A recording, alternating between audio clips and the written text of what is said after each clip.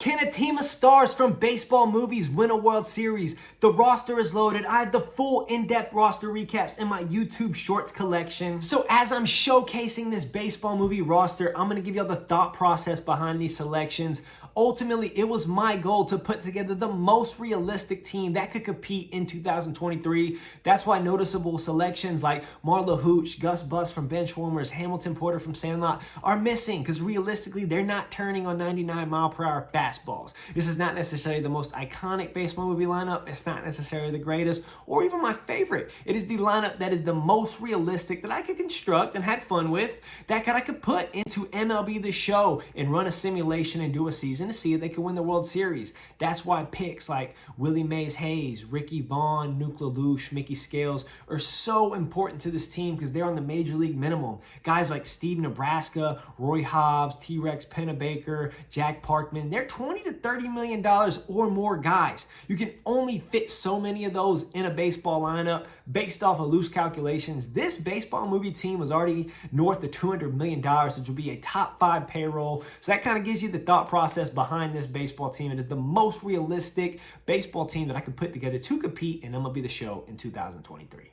And in the first series of the year, it produced drama as Ryan Dunn blew a 4-2 lead in the 8th. I should have went with Kenny Powers. He is our 8th inning guy, but I went with the lefty-lefty matchup instead. But that's all right because Stan Ross picks me up immediately. And for whatever reason, I can't remember, I went with Kenny Powers in the 9th inning instead of Ricky Vaughn, and I live to regret that decision. We did get to see Wild Thing Ricky Vaughn in the 10th inning though, and in the bottom of the 10th, Ray Mitchell hits a walk-off double, erasing my terrible managerial decisions. Basically, that's how the entire season went. Just a bunch of awesome moments with characters that we love, including some memorable walk-off home runs from Stan Ross and Roy Hobbs and Mickey Scales. And speaking of Mickey Scales, we got to see his return to the Metrodome. Him and Lou Collins both managed to go yard in their long-awaited return. I love Little Big League, so it's awesome that the Metrodome is still playable on MLB The Show to create moments like this. The one thing that remained most surprising about this baseball team is the lack of injuries. I had a very geriatric pitching rotation, including Billy Chappell, Mel Clark, Chet Steadman. And the only real injury occurred when Chet Steadman took a comebacker off the dome. He went to the 15-day DL. And my favorite moment of the season is I pulled up Montgomery Brewster, not because he deserved it. He was probably like the 12th best pitcher in the farm system, but because I love Montgomery Brewster. And he pitched a complete game shutout.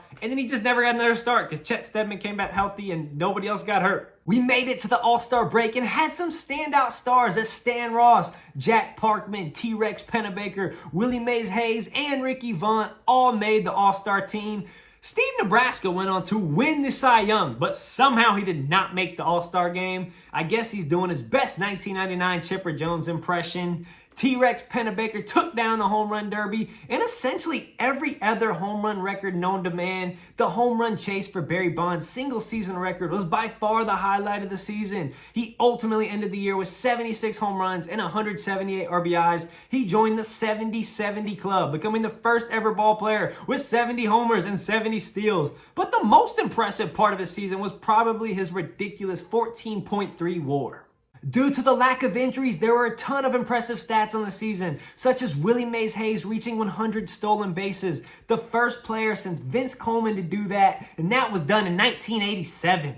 Stan Ross batted .368 and had a .449 on-base percentage. I already mentioned Pennebaker's 76 homers, but Jack Parkman hit 51 homers, Roy Hobbs hit 44, and Ray Mitchell belted 39. The platoon of Pedro Serrano and Lou Collins combined for 48 homers and 146 RBIs. There were 3 players with 10 WAR or higher, 6 players with 7 WAR or higher, including all 8 position player starters in the top 20 for WAR. Just some absurd baseball statistics. And to top it off, Ricky Vaughn posted the 3rd lowest whip of all time with at least 50 innings pitched, finishing the year with a 0.58 whip. The team took down a ton of awards on the season. T-Rex Pennebaker ran away with the MVP. Steve Nebraska was the runner-up, but he did win the Cy Young Award. Stan Ross annihilated his competition to win a batting title, finishing 30 points higher than T-Rex Pennebaker, who took home 2nd place. We had gold gloves from Jack Parkman, Stan Ross, Ray Mitchell, Benny the Jet Rodriguez, and Willie Mays Hayes.